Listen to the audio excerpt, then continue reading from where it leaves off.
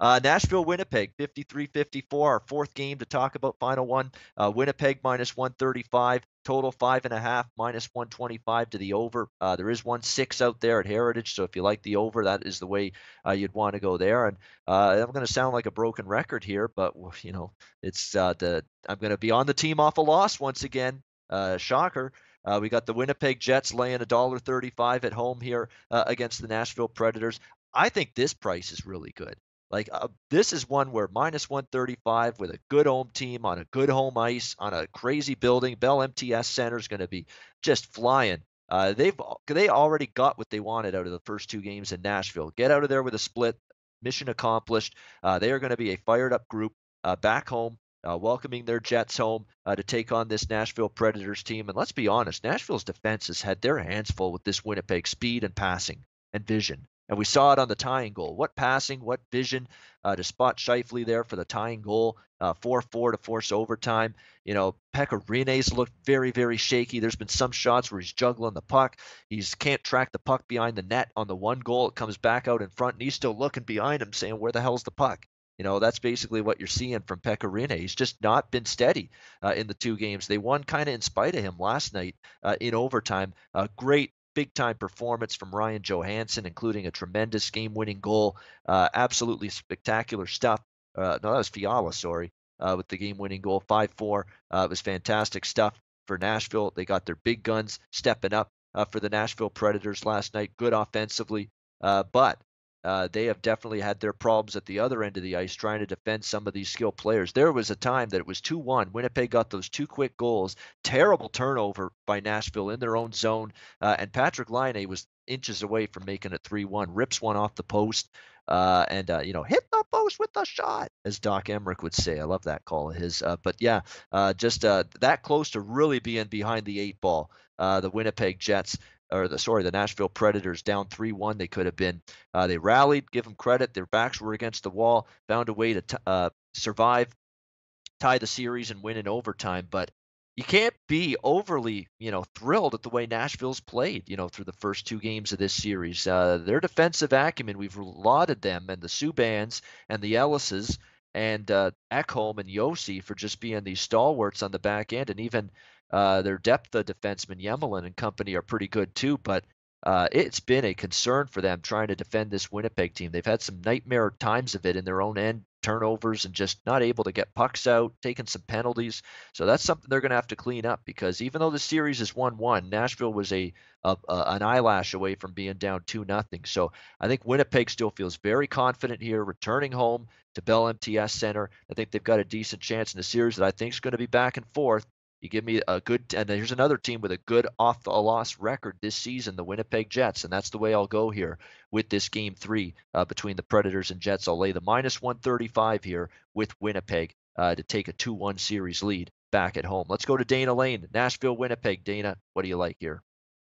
Hey, Winnipeg did everything that they set out to do, and I love how every series has fallen into place as far as what I said series-wise, except the one that I need to fall into place because I'm just getting bombarded by local fans. But same thing. Hey, Winnipeg goes into Nashville. They easily could have won both games, had a 2-0 lead in game two. We talked way earlier in the Ice Guys at the beginning of the playoffs about the block shot statistics, which I think in some cases tell you a lot more than the shots on goal statistic. And Winnipeg has completely dominated that category. And if you just watch it and the numbers bear out that they just look like they wanted a little bit more. They look like they're playing with confidence. And I don't think there's any reason to go against Winnipeg tonight as they go into the MTS Center. And again, we talk about fan bases trying to, fire up another one. I remember reading a tweet after Nashville, which isn't even involved in the Vegas series, from a writer there saying he was sick of Vegas. Well, that's I think those sort of things come into play. I would think that if I'm Winnipeg, I'm sick of hearing about Nashville, and I'm going to absolutely like this building up tonight. And if you've ever been in this building, it's not a big one, but the fans are basically right on top of you, and it's a very intimidating in a very intimidating arena for an opposing team. And I think that's going to play into the hands of the Winnipeg Jets tonight. That certainly rebounded from an offensive standpoint from game one, where they didn't have a ton of shots on net. Double overtime certainly helped, but 50 it looks like a pretty good number if I'm Paul Maurice, and I really like where they're at. I think as we said to begin, I think they are going to wear Nashville down. I think PK Subban is checks out from time to time, and I think Nashville's a little bit off their game, and I think they're going to get thrown even more off their game in this extremely intimidating atmosphere. And by the way, the home team has absolutely dominated this series, so no reason not to go back with the home team tonight and possibly in Game 4. So we're going with Winnipeg tonight over Nashville tomorrow. All right, Winnipeg minus 135. Yeah, Tuesday night, Winnipeg minus 135. And you're right, the home team has been a pretty good bet. I mean, 8-3 last 11 meetings with the home team between Winnipeg and Nashville. And you're right. I mean, just ask Minnesota Wild how tough it is to play at Bell MTS Center. I mean, that team soiled themselves when they played in Winnipeg in that first round. Well, they barely mustered 19 shots in a lot of those games. That they played against barely a 17-20. I mean, good, terrible. I mean, they couldn't get any shots on goal for crying out loud, any thrust of offense. They know how tough it is to win in Winnipeg, Minnesota. It's going to be obviously Nashville's better than Minnesota, but not an easy place to win. Winnipeg's already 3-0 on home ice in the playoffs, and we'll see if they can make it 4 straight home victories in the postseason on Tuesday night when they take on this Nashville team. That's the playoffs for you. Look at this series. I mean, Nashville loses 4-1 in Game 1, outshoots Winnipeg 48-19. They get outshot 50-41 in Game 2, and they win that game. So again, but I think Winnipeg's going to come away from it feeling a lot better about their game in Game 2 that they lost than Game 1 that they won. So that's the way the playoffs goes. Sometimes shots on goal don't tell the story. Winnipeg, I'm sure, liked their game in Game 2 a little bit more than they liked their game in Game 1. And even though it was a loss, they'll be confident. They've got what they wanted to split going back here to Winnipeg for a crazy building that I'm sure will be amped up tomorrow night for Game 2. Alex B. Smith, Winnipeg, Nashville. This has been a great series already, and it's just heating up. Game 1 was good. Game 2, that was, I don't want to say a classic, but it was as close to as good of a playoff game as I've seen so far in the Stanley Cup playoffs last night. That was phenomenal stuff, that 5-4 overtime win for Nashville in Game 2. This has great series written all over it. Should be another great game. What do you like here? Yeah, this has been a thoroughly enjoyed series so far. And, I'm going to go with what I've been saying the whole time. I was on the under in Game 1. I said they're going to kind of start pretty slow. Things will build up over time. The game just barely went under. This last game, I was on the over, and wasn't so much a bad defensive game. It was just two good offenses taking advantage of the chances that they got. And then we saw 9 goals in total. And I think that's what we're going to see here in Game 3. I think we're going to see the over cash, but it's not going to be so much a breakdown completely of either goaltender or a wealth of offensive chances or a ton of power play chances. As I said, there's two good teams getting up and down the ice, finding ways to score against one another, and we'll just see who comes out on top. I side with Winnipeg. This is the time of year where, there's only still a few games left.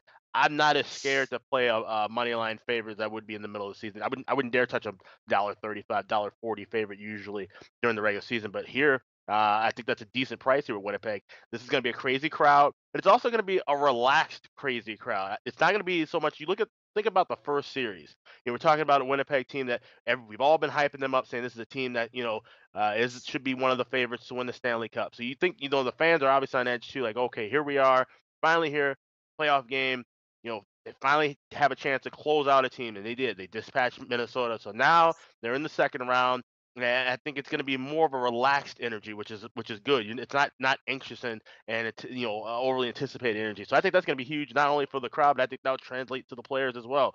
Like I said, we went down to Nashville, reigning conference champs, 1-1. Could have won a second one going to overtime, but they played their asses off both games, and now they get to go home. And like I say, all that team and that crowd of 18,000 can put their pressure on Nashville. I think Winnipeg does come out here with the win, but I'm definitely going to be on the over at 5.5 tomorrow night. Yeah, over 5.5, and you can still get 5.5. Most spots minus 125. So make sure you shop around, get the best of the number with that. Certainly no argument with that opinion going over the total. It's going to be a lot of pace and a lot of chances in this series. That's just the way they play. It's the way they played in the first 2 games. And certainly with Pekka Rinne's goaltending being a little bit shaky at this point in time. got a chance maybe to see some more goals, particularly from a Winnipeg perspective. You know, it's funny, and you talk about, sometimes you got to lay these kind of prices. This isn't that bad of a price. Think about what the prices for Nashville were at home in game 1 and 2 of this series. Okay, Nashville was minus 155 at home in game 1. They opened minus 175 at home in game 2. So when you compare, like, is Winnipeg's home ice really that much weaker than Nashville's to be just minus 135? I mean, to me, it's all about perspective. Sometimes minus 135, there's absolutely no value. In this case, I think a Winnipeg minus 135 provides tremendous value here in this setting, considering what Nashville was laying in game 1 and 2. I think Winnipeg's home ice is right on par with Nashville's in terms of how tough it is, how loud the crowd is, how well the team plays on home ice, and yet you're laying minus 135 here with Winnipeg, and you were laying minus 155 and minus 175 with Nashville with them in the first 2 home games. So there's value here, I think, with Winnipeg. This is actually a minus 135. That's a good price. You know what that is, Ian. I mean, that's the Nashville Predator factor. That's the respect factor of them, going to the Stanley Cup final last year. I mean, that's just implemented in that price. I mean, we all know if you look at the numbers, Winnipeg at home, I think they're the best in the league. As a matter of fact, they've got to be better over the last 50 games than Nashville is. I mean, they have literally won 80% of their games. I saw a number this morning, 41-10 at home over the last 51 games. I mean, I don't have Nashville's numbers, but I would be shocked if they were better than that. I think this is the best home crowd as far as atmosphere. Not so much that the fans are the best, it's just the way that the building is makes it very, very difficult for teams to go in there and feel comfortable. I have no problem backing a team that wins 80% of their home games tonight, Tuesday night. Yeah, we know what you mean. Yeah, I mean, that's their home record this season. We're talking about, if you're betting Winnipeg, you got 35-9 on your side.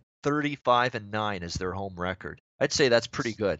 In terms of a home record. That's just fantastic here. It's been a haven for them. And like we said, they're 19-13, Winnipeg off a loss. Both of these teams off a win, they're below 500. So again, you got the teams doing better off a loss than they are off a win. So all adds up to me, and a good price, good value.